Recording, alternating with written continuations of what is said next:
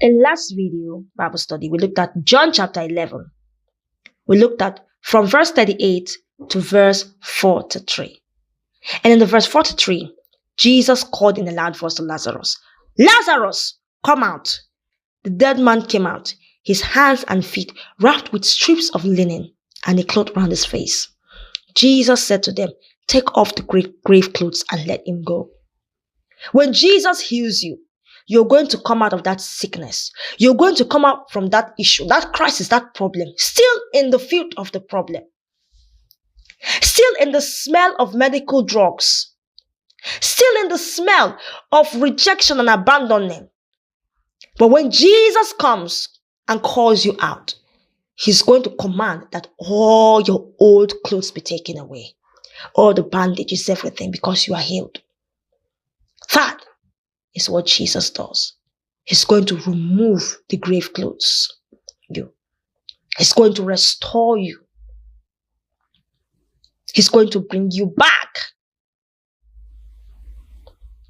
Even better than the way you were. 45. Therefore, many of the Jews who had come to visit Mary and had seen what Jesus did believed in him. I told you.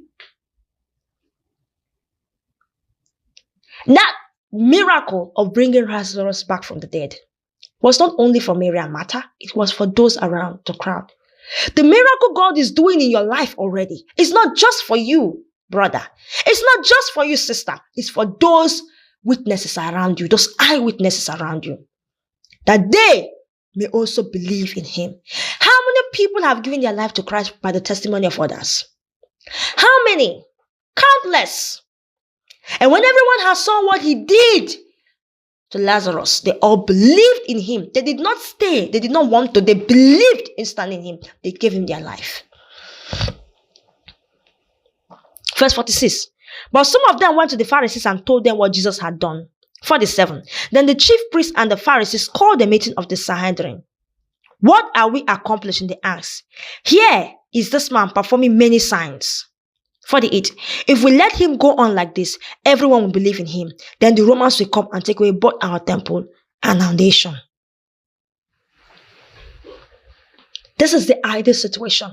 Each time someone is healed from Jesus, do you know not everybody is happy? Not all the eyewitnesses are happy. Do you know among the eyewitnesses, witnessing your deliverance and testimony, Satan is among them? Satan has always been one of the eyewitnesses when Jesus is about to do a miracle in your life. So don't feel that Satan is not watching. He's among your eyewitnesses watching. And when you have been delivered by Jesus, he will be the one that will run to his kingdom, pissed off, because he's not happy. He wanted you in that captivity. Now Jesus has taken you away from that captivity. He's not happy. That's one less companion for him in hell. He's not happy. He wants you to be with him. So he's going to run to the kingdom of darkness and go and raise a meeting. That's what happened to the Pharisees and Sadducees. Some of the eyewitnesses, Satan, ran to the Pharisees and Sadducees, to the Sanhedrin, to go and tell them, if we don't stop this man, everyone will believe in him.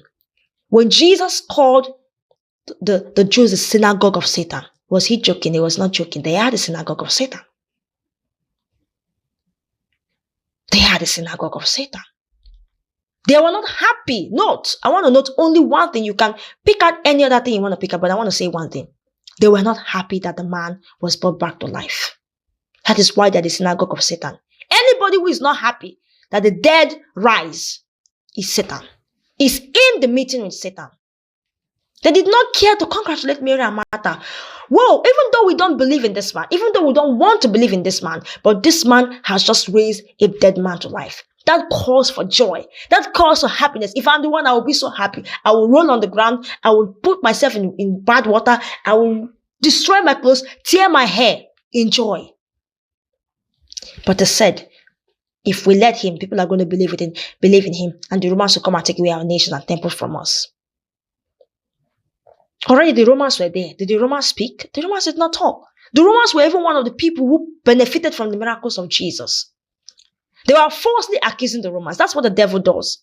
The Romans had nothing to do with the ministry of Jesus Christ. They had nothing to do to oppose Jesus Christ. Nothing. Nothing. But they accused the Jews. May we not be like the Pharisees and the Sanhedrin. Amen.